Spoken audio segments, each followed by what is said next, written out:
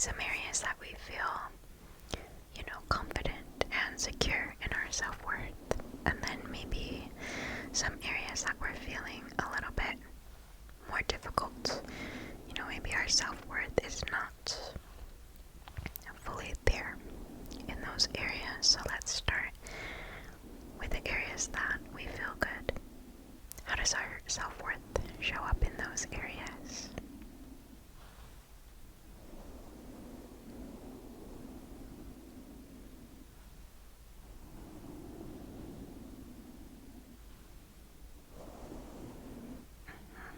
Okay. Okay, and before I ask the next question, I should have asked this before. What for you is self-worth? What does that look like for you?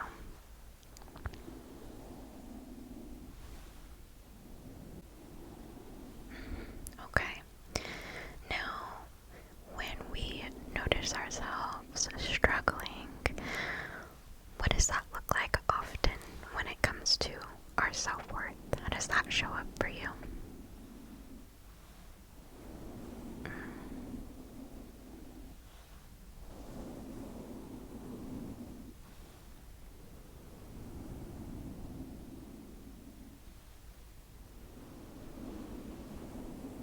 Okay. Okay. So that is very heavy. That is very heavy and very painful to be carrying. Yeah. Okay. So I have some,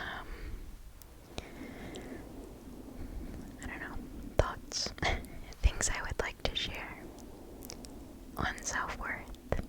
If you feel comfortable and in a good headspace to hear those things, what are our thoughts on that?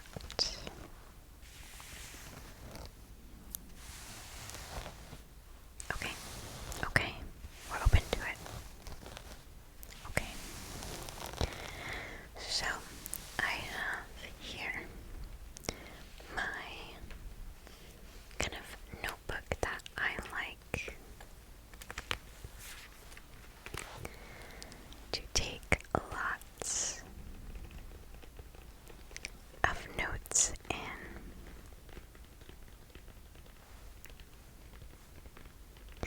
Just about a variety of things, topics,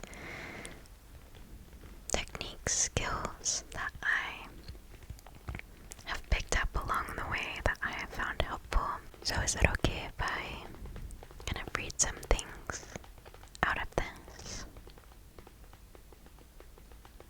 Okay, okay. So, first of all,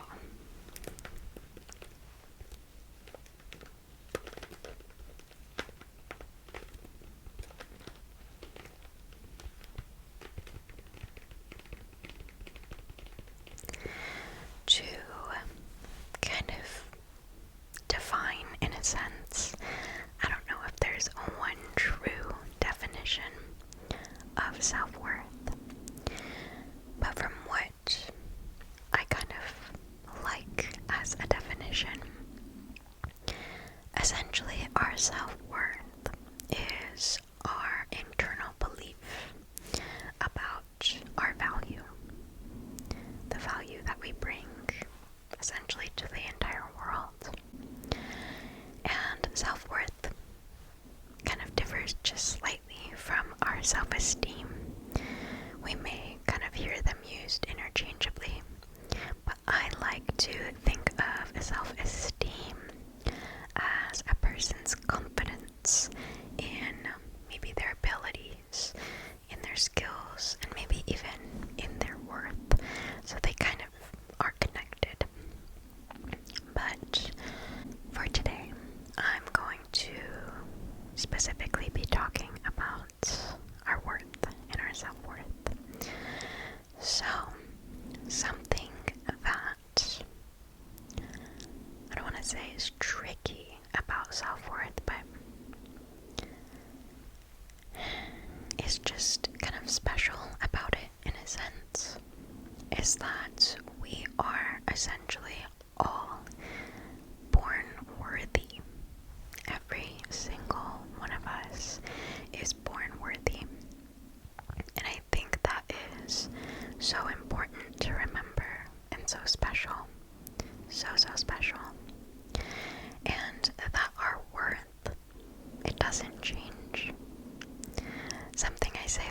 that is that oftentimes as we go through life, right, our past experiences can help us or make us feel more or less worthy.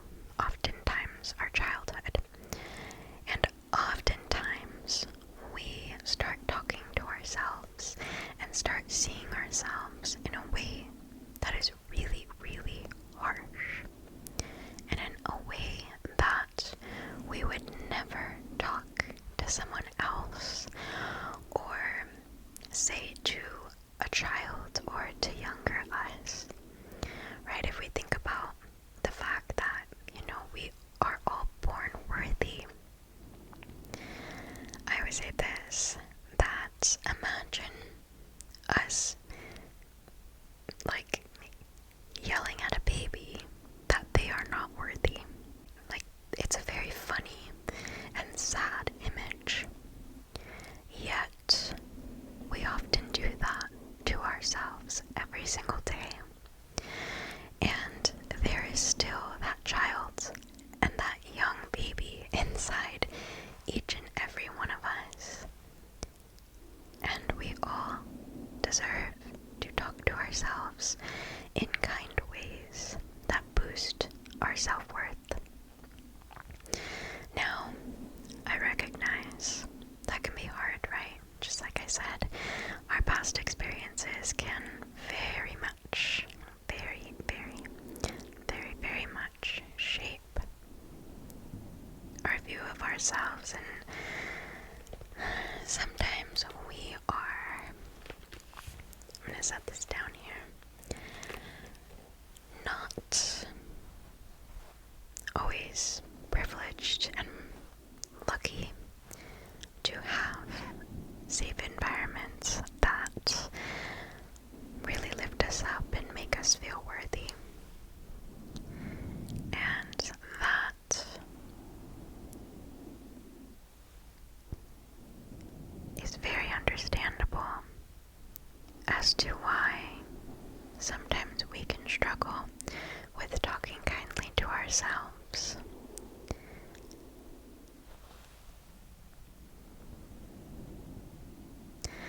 And something about developing our self-worth is that sometimes, again, our environments can be intentionally harsh towards us, and sometimes our environments might unintentionally but very impactfully influence our worth by connecting it to things that are not necessarily indicative of our worth. So what do I mean by that? Well, let me turn the page here.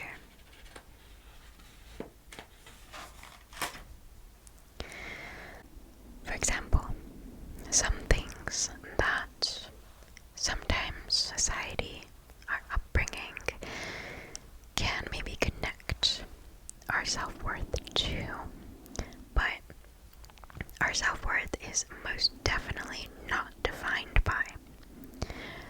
Can be things such as, a big one I see are achievements. And this one's tricky because if we, of course, we feel really good about ourselves after we achieve things.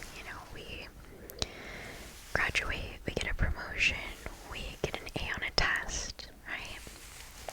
All amazing things that absolutely deserve to be recognized. But the tricky thing is that what happens if we get a C on the next test? Or what happens if we don't get that job promotion, or we don't get into the college that we really wanted to? If our worth is very much connected to that, we're gonna have a very, very hard time seeing ourselves as worthy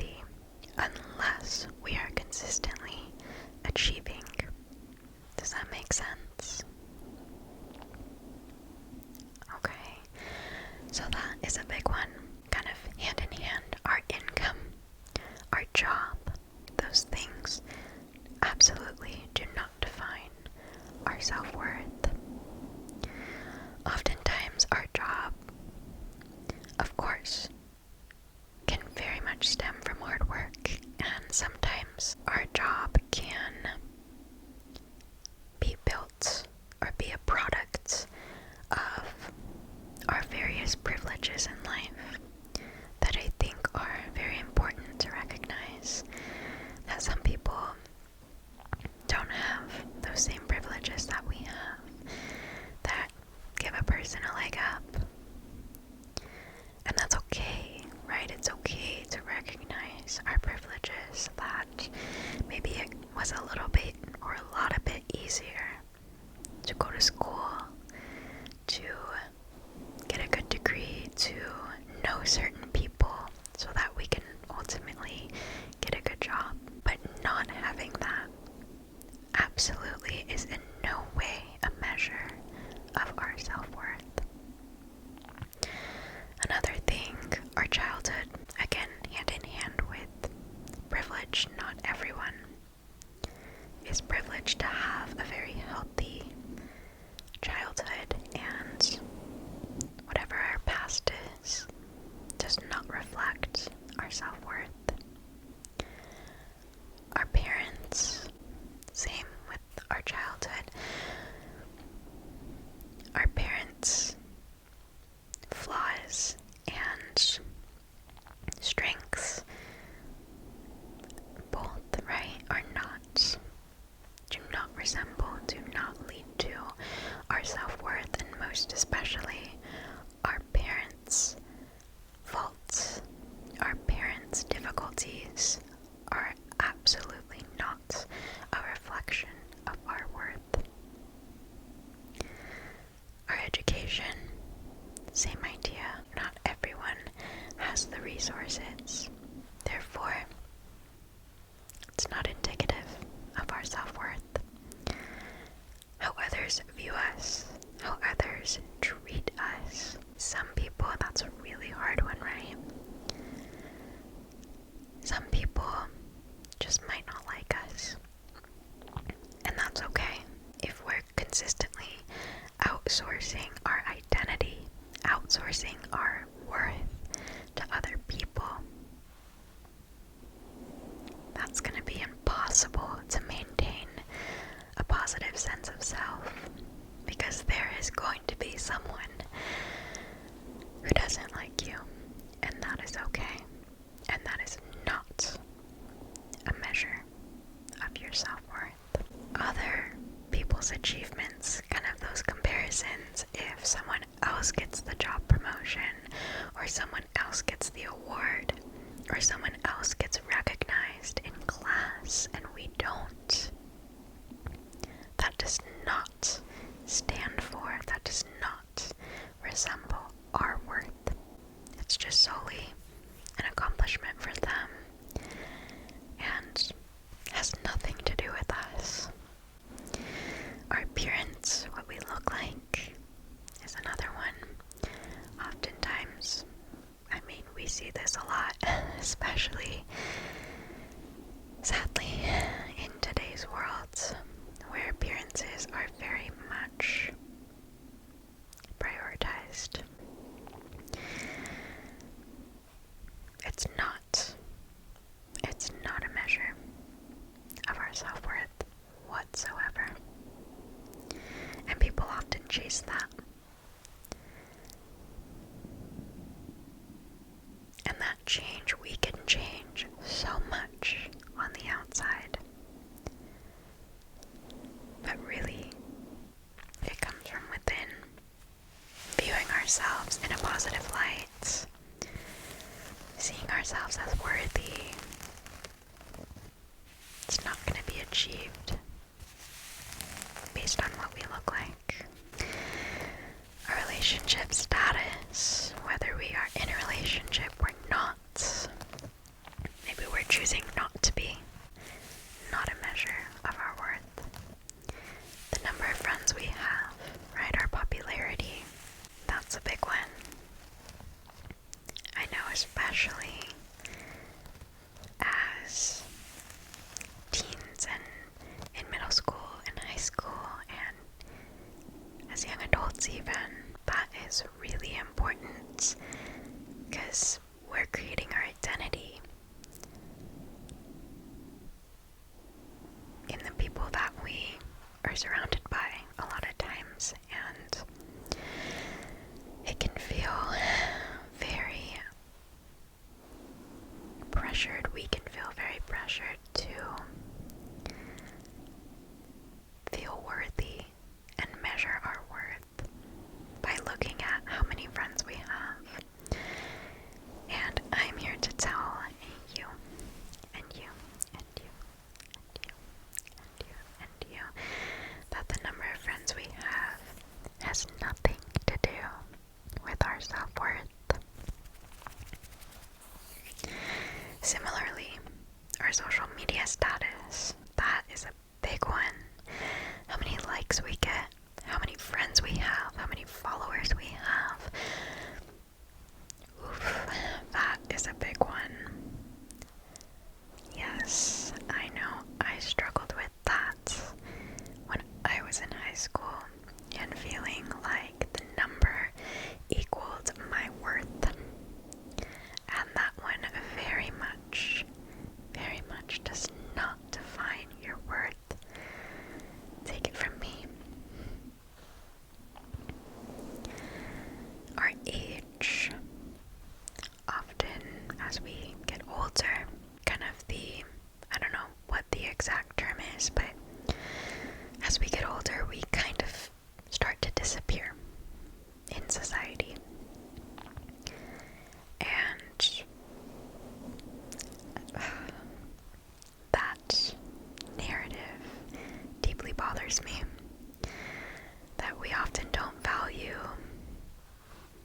our elderly people in our lives. And my goodness, aren't they the ones who have all the wisdom, right? So our age, despite what we might hear, and that could go actually both ways, right? Sometimes we're not taken seriously when we're young. I hear that a lot. And side note, I know I'm saying right a lot. Sorry about that. I know sometimes when we're younger, we cannot be taken seriously, and that can very much feel like it can be connected to our worth. Again, I know personally that's something I have experienced, so it's very understandable. And lastly, our decision to have, or maybe not to have, children. That's another big one that society can sometimes put pressure on us, especially those who identify as female. Whether we have children, whether we become mothers, fathers, that doesn't equal our worth. Like I said at the start, we are all already born worthy who we are.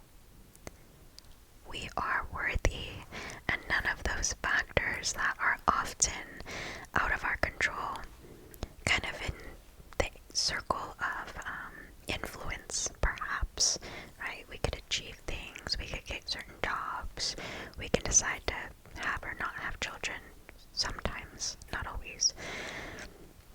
So somewhat kind of in our influence, but there are so many factors out of our control as well that influence those factors as well. So none of those things define our worth, and I think it is so important that we recognize that and that we remember that.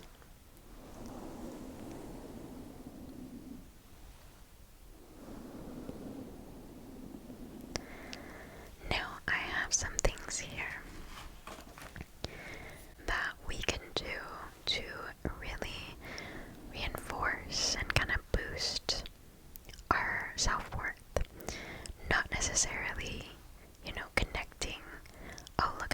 achievements, or look at all the people who like me, or look at my job. Because as we just covered, kind of those things aren't necessarily indicative of our worth. It's more so things that we can do to just really feed into that worth and really uplifting us so that we recognize and really feel that worth. So, for example, self-care. And I'm not talking about, I mean I am, but getting our hair done or getting our nails done, of course, those things are helpful. But beyond that, right, deeper in the sense of making sure we're eating healthy meals, healthy food. We are sleeping, we are getting enough sleep.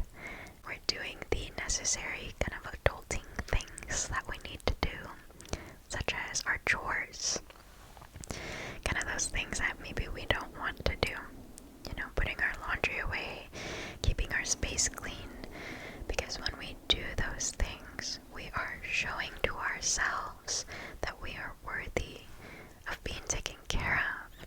And that is really important when we nourish our body with food and with sleep, with things that lift us up, with setting boundaries about things that don't lift us up. We are showing to ourselves, hey, I am worthy of all these great things. I am worthy of being taken care of by me. So that's kind of one way. We have, kind of like I said, surrounding ourselves with healthy people, being in healthy relationships, setting boundaries around those relationships that do not serve us. It's so important to be in those healthy relationships, friendships, relationships at work with our coworkers, and really sticking firm to our boundaries, because again, we are showing to ourselves what we allow and who we are going to allow into our life. And if we keep that standard very high, obviously, there's kind of, we don't want to be too extreme on both ends, very loose boundaries and, very rigid, but kind of that good balance. When we keep our standards, we are telling ourselves that we are worthy of being around people who treat us the way that we deserve to be treated. We have kind of, I'm gonna say this a lot along the same lines, right? Minimizing all, not just people, but all unhealthy things. And that's also kind of in line with taking care of ourselves. If we know that a certain thing maybe is a trigger, or a certain, I don't know, like a certain food is unhealthy for us, or we know it's unhealthy to only get 5 hours of sleep, making sure that we are surrounding ourselves and partaking in healthy things, activities around certain healthy people, chores, what we watch, what we consume, right? If it's unhealthy for us to watch the news all the time, taking notice of that and saying, you know what, this is unhealthy for me. I'm going to prioritize my health and not watch this right now. And that really shows to us, hey, I deserve to feel good, and I am worthy. I am worthy of feeling good. We have increasing our gratitude of ourselves and of other things. How we talk to ourselves, kind of in line with the last one. Healthy thoughts. How we talk to ourselves. What we pay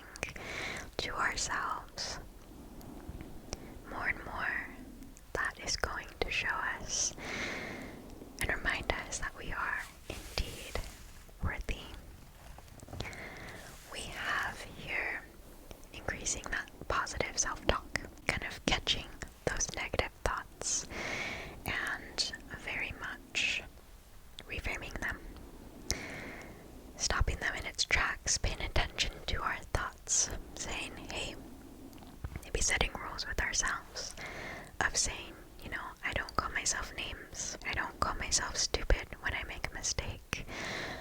I made a mistake. I am not a mistake.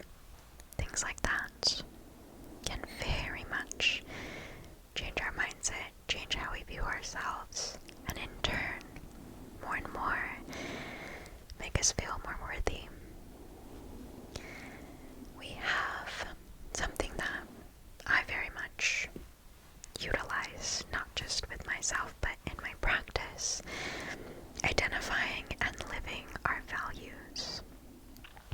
So values are things that we kind of want to prioritize and keep on our line of sight in our life. For example, growth, or family, or respect, honesty, things like that. And this very much goes in line with kind of creating that internal locus of control, where we are no longer outsourcing our identity, outsourcing our worth to other people. We are now saying, these are the things I value, and if I am living a life aligned with my values, that is awesome, and that just further lifts us up, and further is going to enhance and strengthen our worth, because we know that we are living a life that we are proud of. Next we have, this is one of my favorites actually, lovingly holding ourselves accountable. Recognizing that we are human and that we are going to make mistakes, and that this is something I say to myself a lot. I am doing my best and I can do better. Right? We're recognizing that we are indeed doing our best and that we are still worthy and we deserve to recognize that we are doing our best. And then the loving accountability comes into play when we say, and I can do better. And that kind of also gets into a little bit of guilt versus shame. We can feel guilty, right? Guilt is about our behaviors, and that's okay. Shame is about who we are. And when we mess up and we immediately jump to shame, I'm a bad person, I'm a mistake, we get stuck there. And that really kind of takes the accountability out of anything, because we just kind of get stuck there and say, well, I'm a bad person, what can I do? And we kind of lose that hope and we lose that sense of self and that worth, because we just are so stuck in that thought that I'm a bad person or that I am not worthy. When, if we were to shift it and say, I feel really guilty, I feel bad, for my behaviors, my actions, and I can change them, that allows for that accountability, that allows us to do something about it and say, I made a mistake, I am not a mistake, and I can change and do something about those mistakes. And that accountability component, taking accountability, changing and taking ownership and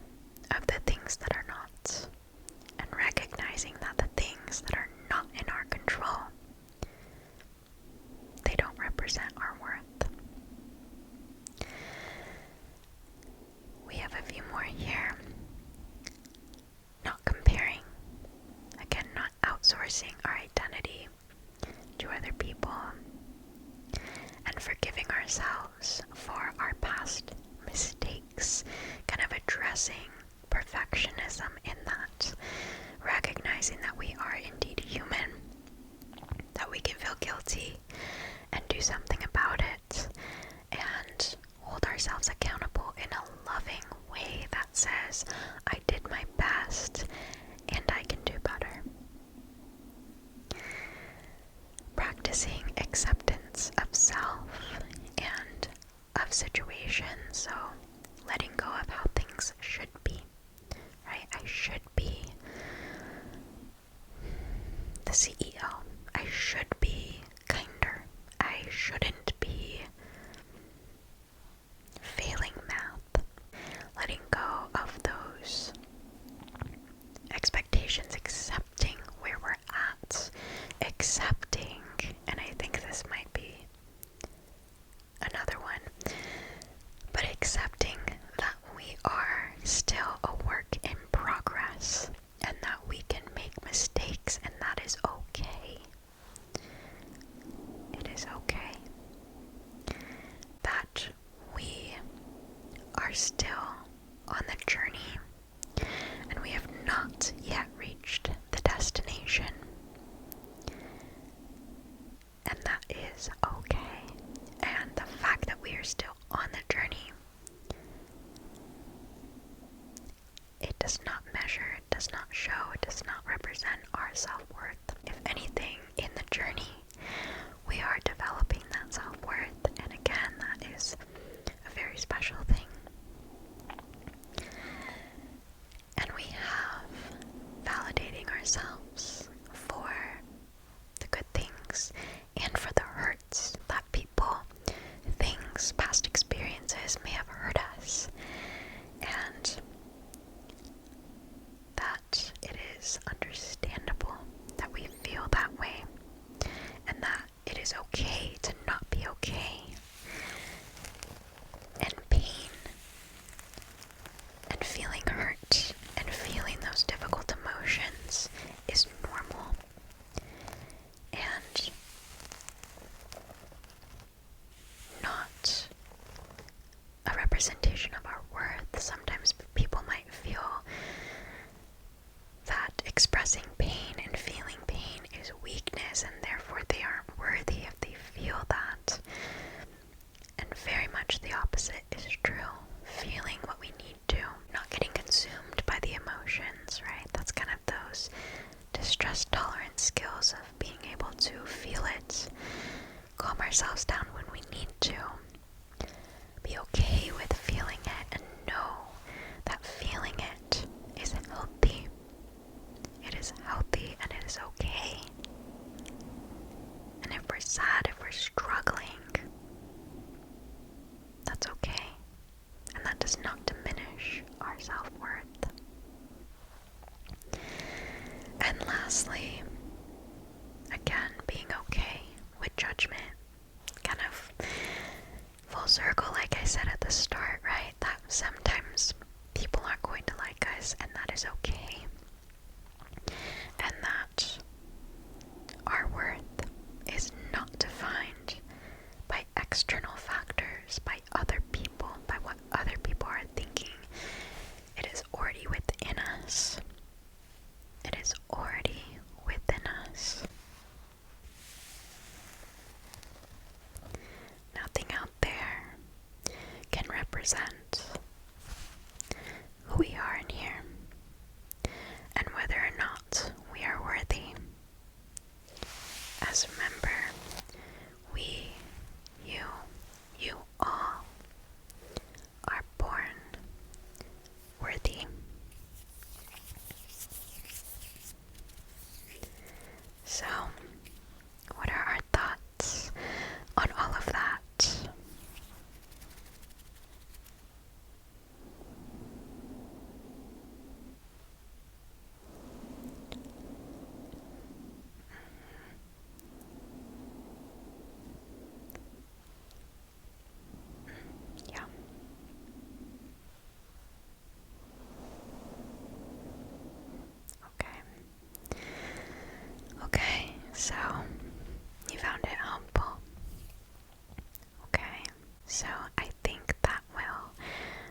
us up.